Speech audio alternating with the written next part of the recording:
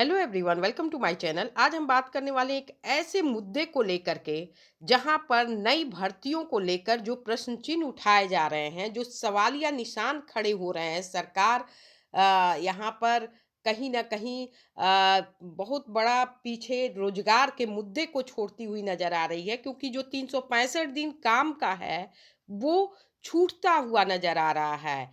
आए दिन जवान सड़कों पर रोष व्यक्त करते हैं कि हमें 365 दिन काम मिले, वो नहीं मिलता। अल्टरनेट ड्यूटियां वर्तमान में लग रही हैं। ऐसे में अगर नई भर्तियां आती हैं तो प्रश्न चिन्ह उठना लाजमी है।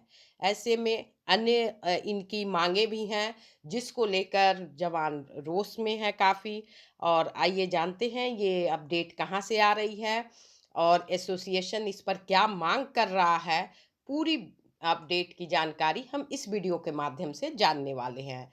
शुरुआत करते हैं वीडियो की। चैनल पर नए हैं, पहली बार विजिट किया है आपने तो सब्सक्राइब कर लें लेटेस्ट रियल अथेंटिक अपडेट के लिए। साथ में बेल आइकन को क्लिक कर ऑल पर सेट कर लें, जैसे ही कोई अपडेट आएगी उसके नोटिफिकेशन आपको फौरन मिल सके। इसके साथ ही मैं बता दूं, फेसबुक पेज का लिंक डिस्क्रिप्शन में है, विजिट करके पेज को आप लाइक फॉलो कर सकते हैं। आपको वहां से अन्य अपडेट भी मिल जाया करेगी। तो खबर क्या है, आइए जान लेते हैं। चलते हैं सीधे अपडेट पर और जानते हैं कि ये अपडेट कहाँ से आ रही है। ये बड़ी खबर आपकी निकल करके आ रही है। आपको पहले मैं बता दूं कि ये जो अपडेट निकल करके आ रही है बिल्कुल लेटेस्ट अपडेट है। हालांकि एसोसिएशन ने एक बार पूर्व में इसकी मांग की थी, लेकिन सरकार की तरफ से कोई भी सकारात्मक कदम नहीं बढ़ाया गया। इसको लेकर काफ़ी जो जवानों में है, कई कई जवान तो इसको लेकर आंदोलन करने को भी तैयार हैं और मांग कर रहे हैं लगातार कि अगर सरकार कुछ नहीं इस पर कदम बढ़ाती है तो हम लोग कोई नया रुख अख्तियार करेंगे। अपडेट आपकी निकल करके आ रही है असम से, बता दूं।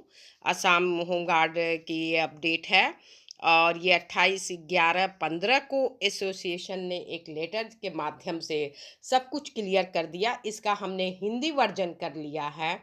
आइए जानते हैं अपडेट में क्या है। शॉर्ट में कुछ बातें होंगी यहाँ पर। इसमें साफ साफ कहा गया है कि मुझे आपको यह बताते हुए अत्यंत दुख हो रहा है कि असम के होमगार्ड विभिन्न समस्याओं से जूझ रहे हैं।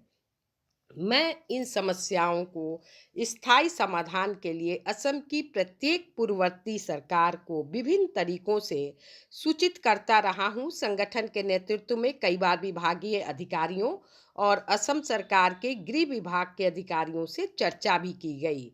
उन्होंने कई बार, भाई बातें तो हुई हैं, लेकिन इसमें जो भी बातें हुई हैं सारे झूठे यहाँ पर वादे किए गए जवानों से कि आपका ये मुद्दा हल कर दिया जाएगा, लेकिन रियलिटी कुछ और थी। कुछ ऐसा नहीं हुआ। बेघर सैनिक और उनके परिवार समस्याओं से आज भी जूझ रहे हैं। उनका भविष्य अंधकार में है। एक तरफा और हठपूर्वक ये जो नियम हैं, ये जवानों के ऊपर सरकार के द्वारा थोपे गए हैं, जो कि कहीं ना कहीं बहुत ज़्यादा गलत दिख रहा है। 6,000 जवान और इस समय जो वर्तमान में जो इसकी स्थिति है, कुल संख्या लगभग 24,696 हैं।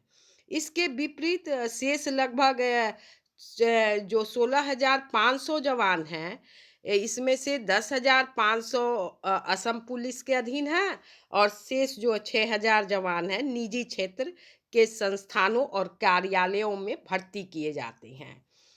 यानी कि लगभग 8,196 होमगार्ड जिन्हें ड्यूटी पर भुगतान नहीं किया गया है, वे वर्षों से घर बैठने को मजबूर हैं और सरकार आंख बंद किए हुए है। ये जो यहाँ पर सरकार ने हठधर्मी का फैसला किया हुआ है, इससे जवानों में रोष है और उनका कहना है कि हम सरकार की इस बात को कहीं भी स्वीकार नहीं करेंगे। आगे उन्होंने क्या कहा है, एसोसिएशन ने 27/10/25 को इन्होंने एक ज्ञापन दिया था मुख्यमंत्री के नाम।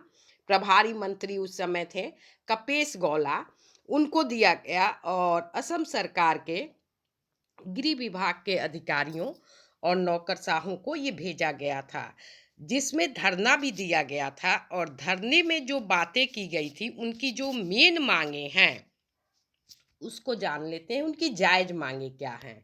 हमने पहले भी बताया कि काफ़ी लॉन्ग में ये लेटर लिखा गया है, हम यहाँ शॉर्ट में बातें करने वाले हैं। नंबर 1 जो इनकी जायज़ माँग है, असम होमगार्ड अधिनियम 1987 के 2015 में संशोधित नियमों को असम के होमगार्ड की नौकरियों को नियमित करने के लिए समय पर संशोधित किया जाना चाहिए। सेकंड इनकी क्या जायज मांग है वो जान लेते हैं। हाल में ही घोषित 5,000 होमगार्ड का जो प्रशिक्षण हो रहा है उसको रद्द कर दिया जाए। नंबर 3 पे है 15 मई 2019 को नागरिक सुरक्षा महानिदेशालय और होमगार्ड के कमांडेंट जनरल कार्यालय में तैनाती में सभी होमगार्ड को समान दर्जा देने हेतु होमगार्ड डिपार्टमेंट सॉफ्टवेयर प्रणाली शुरू की। शेष 75% होमगार्ड इस सॉफ्टवेयर प्रणाली के अंतर्गत नहीं आते हैं। चीज़ों को समझिएगा। अतः 100% होमगार्ड को उक्त प्रणाली के अंतर्गत लाया जाए, अन्यथा इस प्रणाली को अस्थायी रूप से निलंबित कर दिया जाए। नंबर 4 पर जो इनकी जायज मांगे हैं वो हैं ड्यूटी के दौरान अगर कोई होमगार्ड दिवंगत होता है यानी मृत्यु उसकी हो जाती है, चाहे वो एक्सीडेंटल हो या फिर आकस्मिक मृत्यु के अंतर्गत हो या फिर प्राकृतिक मृत्यु हो, हर कंडीशन में एक मुश्त सहायता राशि जवान के परिवार को दिया जाए और साथ में उनको ड्यूटी यानी रोजगार उपलब्ध कराई जाए। नंबर 5 पर जो उनकी जायज मांग है ड्यूटी पर तैनात होमगार्ड जवानों के लिए जो उनकी आयु सीमा आपने 55 वर्ष निर्धारित कर रखी है उसको 60 वर्ष करिए। 55 वर्ष तो कहीं भी नहीं है, 55 वर्ष से ऊपर ही होना चाहिए। तो ये इनकी जायज मांगे हैं और मेन मुद्दा 365 दिन रोजगार को है, जिस पर सरकार ध्यान नहीं दे रही है। अल्टरनेट ड्यूटियां आप लगा रहे हैं।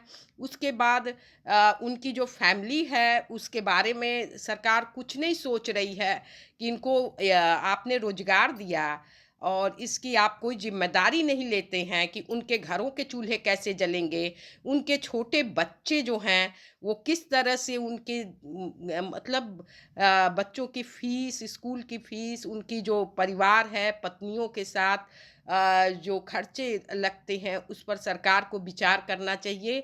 एक तो आप पैसे भी बहुत कम देते हैं काम के बदले, उसके बाद अल्टरनेट ड्यूटी जितने दिन काम करो उतने दिन के पैसे बनते हैं। ऐसे में ये जवान कहाँ जाएंगे जो नियमित कर्मचारियों के समान ही सड़कों पर रात दिन खड़े होते हैं, चाहे कोई भी आपदा का स्थिति हो, चाहे कोविड की महामारी आई। ऐसे में सरकार को भी न्याय संगत प्रणाली लानी चाहिए, आंख बंद करके नहीं रखना चाहिए। फिलहाल इस वीडियो में इतना ही, फिर मिलते हैं अगली अपडेट में। तब तक के लिए thanks for watching. Thank you so much.